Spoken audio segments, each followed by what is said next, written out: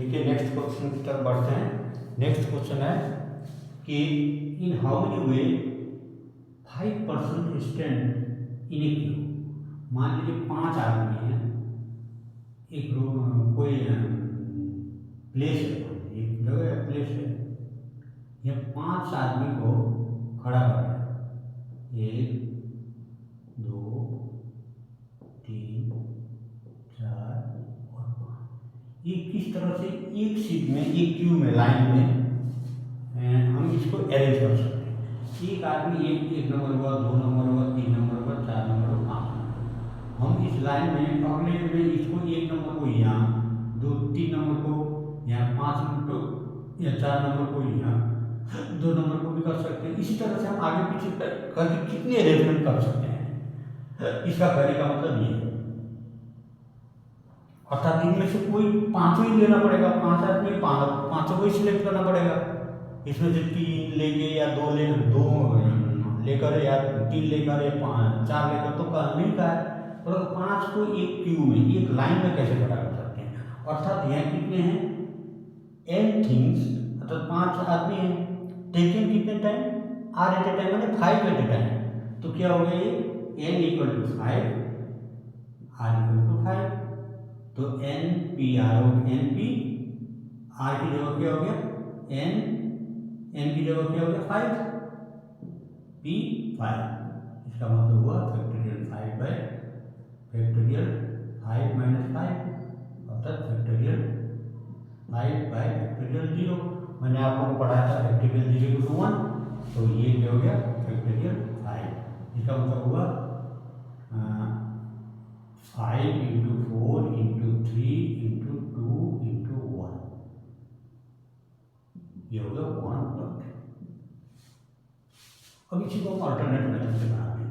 हाँ, ये इसका आंसर। ये चीज़ मैंने आपको समझाने के लिए लिखा, इसकी आपको समझने के लिए। आपके आंसर यहाँ से यार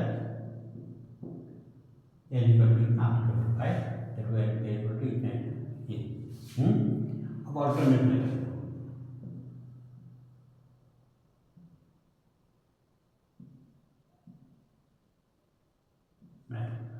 ये 5 आदमी को खड़ा होने के लिए 5 जगह होंगे। मान लो ये क्यू में ये चेयर रखा हुआ है या कुछ भी रखा हुआ है बैठने के लिए, तो 5 पोजीशन होंगे।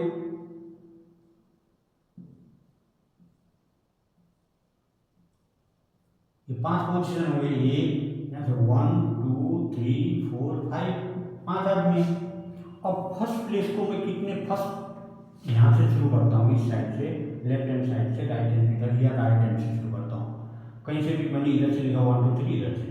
इस प्लेस को भरने के लिए, इस प्लेस में बैठाने के लिए मेरे पास कितने आदमी हैं, 5 आदमी हैं।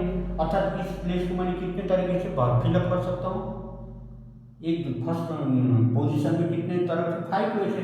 Therefore first place can be filled up in 5 way।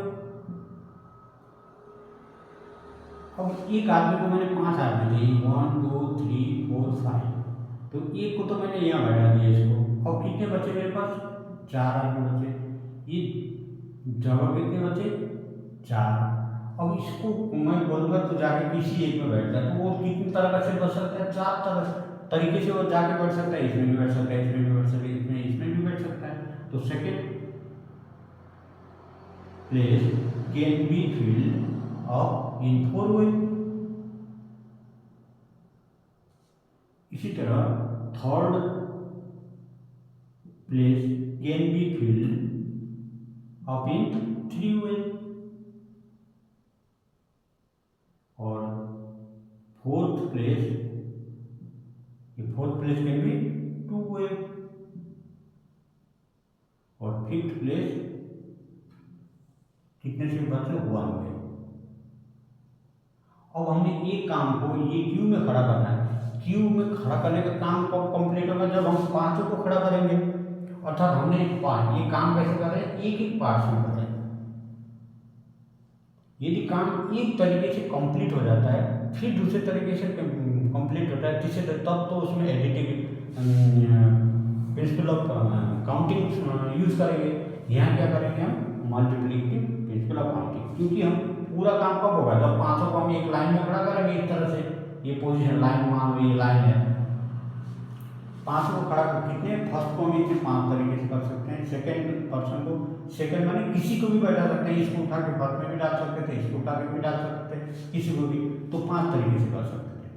Second position में हम 4 तरीके से, 4 आदमी है सेकंड पोजीशन को हम क्या करेंगे, इसको भी बैठा सकते हैं, इसको भी बैठा सकते हैं, इसको भी बैठा सकते हैं, इसको भी बैठा सकते हैं, तो 4 तरीके से। थर्ड प्लेस को हम कितने तरीके से भर सकते थे, थर्ड प्लेस में भी कितने तरीके से आदमी बैठा सकते थे, कितने आदमी थे, 3 थे, तो 3 तरीके से बैठा सकते थे। इसी तरह से हम क्या करेंगे, देखो टोटल अरेंजमेंट है इक्वल टू 5 × 4 × 3 × 2 × 1। ये कैसे हुआ, यूजिंग प्रिंसिपल ऑफ, आप लिखने की जरूरत नहीं है, देयरफॉर अरिथमेटिकल लिखना इक्वल टू 120। आपको याद होना चाहिए कि मैंने ये लगाया तो आपको मल्टीपल प्रिंसिपल यूज होगा यहाँ, और ये यूज कर रहा हूँ। बहुत से समय में ऐसे आएगा कि आपको पता नहीं चल गया या मैं एडिटिव प्रिंसिपल यूज करूँ या मल्टीपल। ध्यान देना, काम जब पार्ट्स में पूरा नहीं हो रहा है काम, दूसरे पार्ट में जब पूरे पार्ट्स करूँगा तभी काम पूरा होगा, तो वहाँ मल्टीप्लिकेशन होगा। हाँ, तो ये सवाल नोट कर लीजिए, उसके बाद सवाल में बढ़ेंगे।